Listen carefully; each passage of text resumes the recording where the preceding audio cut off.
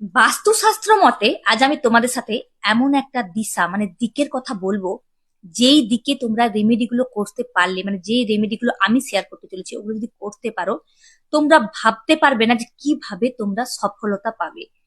মানে তোমাদের মানি প্রচুর পরিমাণে আসবে, এত আকর্ষণ করবে যে তোমরা ভাবতেই পারছো না, কল্পনা করতে পারছো না। মানে প্রফিট গেন সব ক্ষেত্রেই, বা তোমরা এতদিন ধরে বাধাপ্রাপ্ত হচ্ছে সেই কাজে সফলতা, তোমরা সব দিক থেকে তোমরা সফলতা পাবে। তো এর জন্য তোমাদের যেটা করতে হবে, সে বেস্ট দিশা যে হলো সেটা হচ্ছে পশ্চিম দিক। পশ্চিম দিকে তোমরা কি করবে, একটা পেতলের ঘটি নেবে, একদম কয়েন ভরে রেখে দেবে, মানে প্রচুর কয়েন। যদি তোমরা পারো তো একটা রূপোর কয়েনও ওর মধ্যে রেখে দিবে। তারপর তোমাদের যে পশ্চিম দিক সেখানে তোমরা ওই যে ঘটিটা ওটা বসিয়ে রেখে দেবে। দ্বিতীয় যে রেমেডিটার কথা বলবো সেটা হচ্ছে কালো কাপড় নেবে তোমরা একটা, তারপর ওর মধ্যে দিয়ে দেবে কিছুটা কালো তিল, কিছুটা কালো সর্ষে, আর কয়েক ফোঁটা সর্ষের তেল। তারপর তোমরা কালো সুতো দিয়ে বেঁধে ঠিক পশ্চিম দিকে তোমরা ওই ঘটির পাশেই রেখে দেবে।